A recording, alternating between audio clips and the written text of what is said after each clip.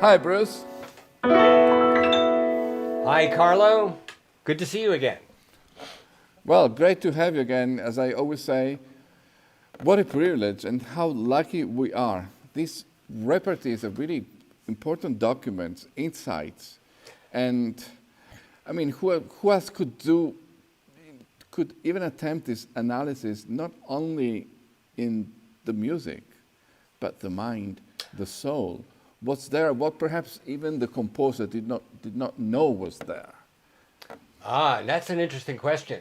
But you know, Schubert, is our topic today, Schubert didn't have time to really to wonder what he was doing in his music. I don't know how he did it, because at age 31, when he died, he had written the 600 songs and all those piano sonatas and the symphonies and a huge amount of chamber music. I mean, and yet he did write in a diary too. I mean, he even wrote that pain sharpens the mind, you know, and pain sharpens the mind is a very important way to think of Schubert, because the poor guy, even though he grew up healthy and robust young man, looking forward to a long life, and he had no reason to think otherwise, he developed, first of all, cyclothymia, which is a kind of bipolar disorder, not as severe, but he did have manic and depressed stages. And the depression, along with the fact that he contracted syphilis, led him to drink heavily and smoke heavily. So by the time he was a young man, he was already not well. He had suffering from both diseases and from abuse, from alcohol and tobacco abuse.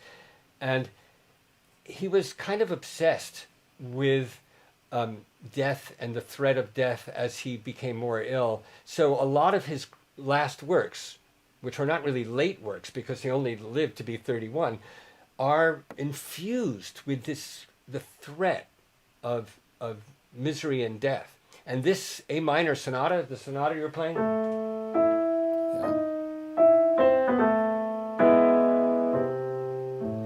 that opening, for example, really is like a skeleton, and that never is stated like this,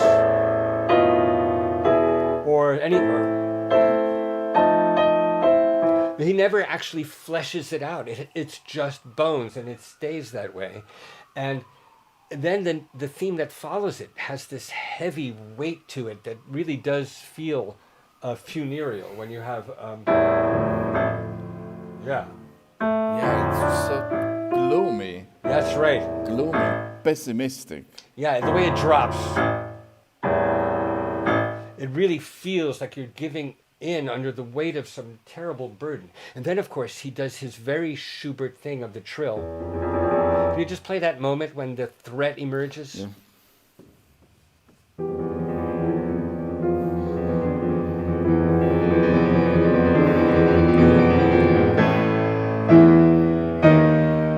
Which is, of course,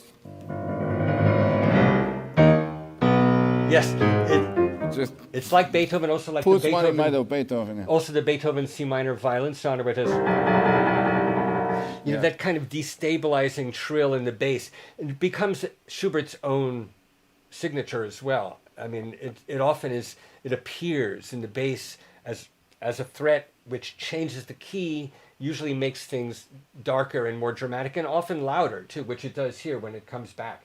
You know, the opening being soft like that makes you feel like you're thinking about something that's coming later. You know, when something starts big, it's present, it's an announcement, and you feel like you are drawn into something happening right at that moment. But when it's quiet, it's like a warning. And this music is full of warnings, you know. And when the theme does come back at one point, it's full of silences. And the silences, like this right here,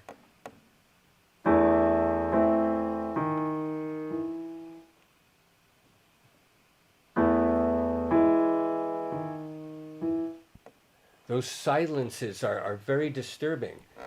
They also are threatening. You know, yes, Beethoven used silence in a powerful way. Haydn used silence in a comical way. And Schubert, the silences they're quite terrifying. And you know, speaking of warnings, which this music is full of threats and warnings, one of my favorites is a very cinematic way that he interrupts the flow of the melody to give you a foreshadowing of another key. It happens when we have, which could have just gone right here, but instead it's interrupted by this. A B flat, you don't know where that came from. And it's actually... That's very puzzling. Yeah. It's really very puzzling. Harmonically, it's very puzzling. It's just, it seems to me, although, I mean, I hope I'm not too far-fetched in finding connections between cells, thematic cells, motivic cells, but the semitone in this sonata plays an important role.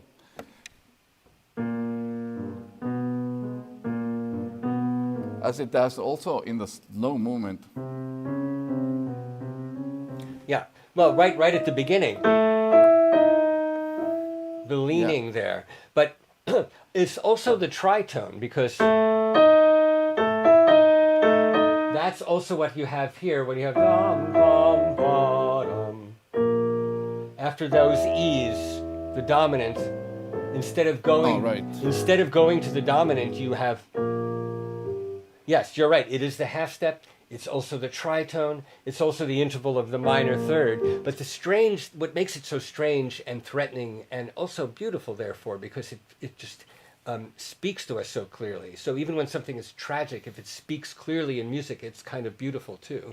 It's because it foreshadows a key that's coming. That B flat brings us eventually to the F major of this. Here it comes. And again, up here, that's the B flat that that's been predicting. It's full of threats, silences, and also beauty, because this does have some very heavenly, folksy, gentle music with nice pedal points that brings...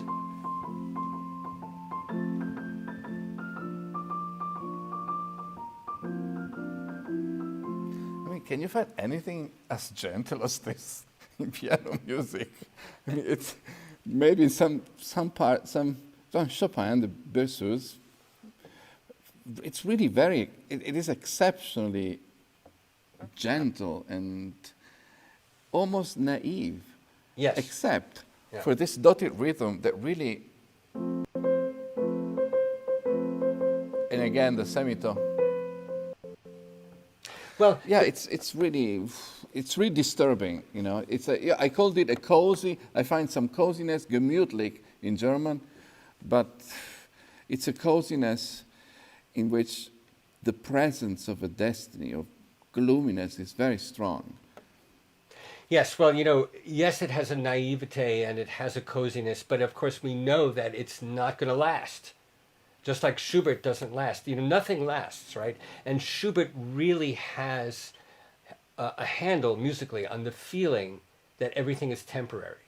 So when you're feeling this gentle music, the sweet music, the folksy music, the naive music, the cozy music, you know it will be interrupted.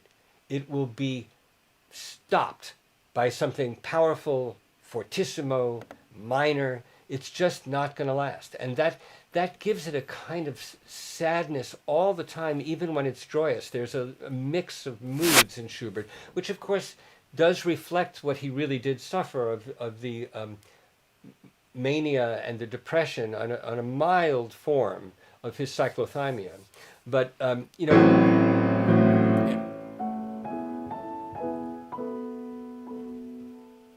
Yes.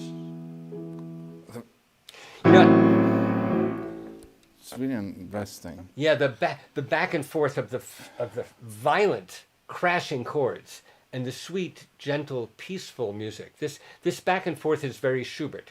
Of course, music in general, of classical music of that time, and romantic music that is ushered in soon, this music is built on contrast. But Schubert's contrasts are immediate, and you almost never feel safe.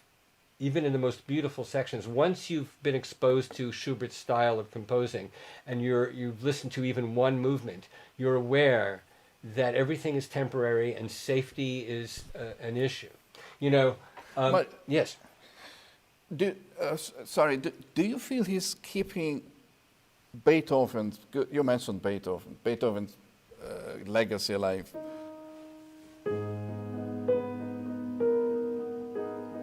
Same notes, basically.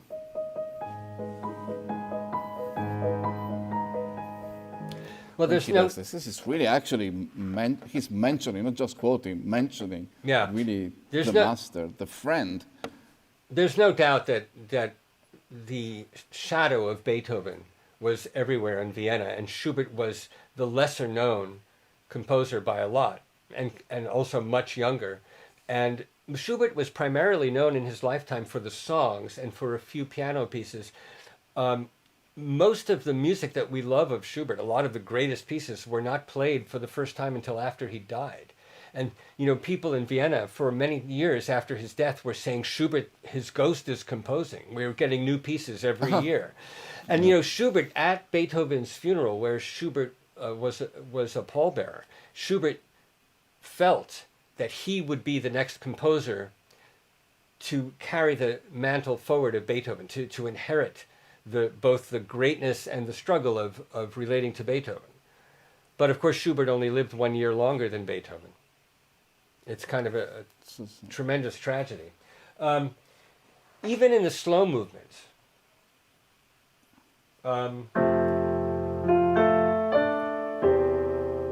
everything is at first peaceful, and we know right away. Again, another threat. This time it's the opposite. It's Exactly. pianissimo. And the semitone again. Seems to, Yes, it's sorry, like a I'm trill. probably haunted by this semitone. Well, that semitone turns the music from major to the feeling of F minor.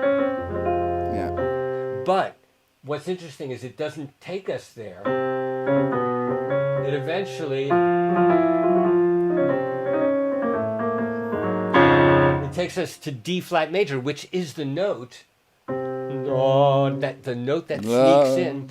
That note that sneaks in takes over and becomes the key. You know, this reminds me of a saying that I think I've said on these repartees before. The Chekhov, the playwright, Russian playwright, said, if you put a rifle on the mantelpiece at the beginning of Act 1, it should go off before the end of Act 1, because you've set up something that people are looking at, you know. Now he didn't say this, but the implication is, if you put something on stage or if you put something in your piece that makes people wonder or think about what's going to happen, you have to do it, or don't put it there. So when Schubert puts in this D flat, it's not some just idea that he can let go. He has to let it emerge into something. And in this case, it actually becomes an entire key, which is very powerful. Yeah. You know, it also reminds me of something Tovey, the musicologist, once said. He said that the way Beethoven did that sort of thing, and of course Schubert too, is like when you look up in the air and you see a dot, and you wonder what it is, and as it gets closer, you realize it's an airplane. It's a little bit like that, you know. And the same, you know, even in the Allegro vivace, this movement, we have this beautiful lullaby. You want to play a little bit of that lullaby? I mean, it's not called a lullaby.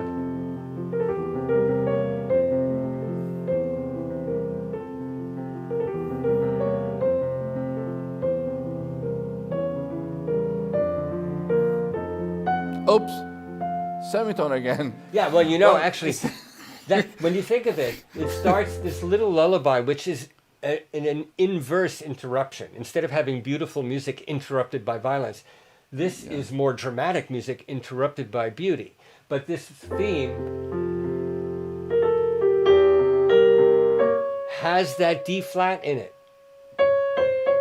So it starts in major and it stays in major with this one note that comes from the minor key. Let's put that in major.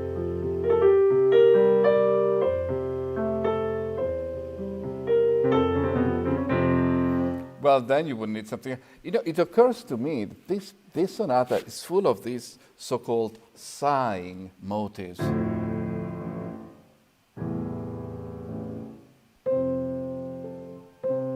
The dropping, yeah.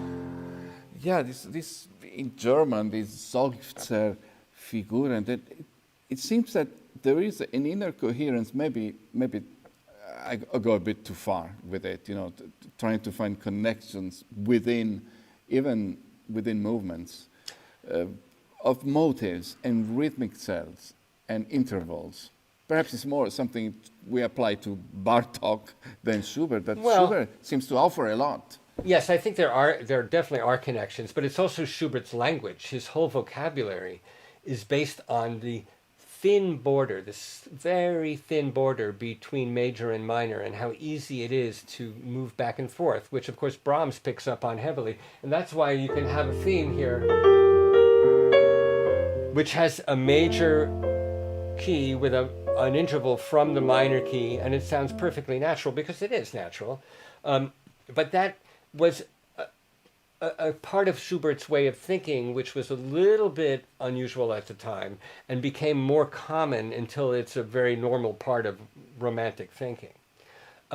Those little connections, of course, are what piano puzzlers are all about, the idea of connecting one person's music with another, or one series of chords reminds you of another series of chords. So Speaking of which, let's see what you pull out of the hat this time. Okay, I have a Okay, piece. we're not telling anyone. We're not telling anyone. No. Obviously, everyone expects that there is some Schubert in it.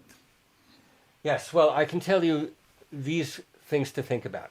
Yes, it's got Schubert is the main template, the background to the entire thing.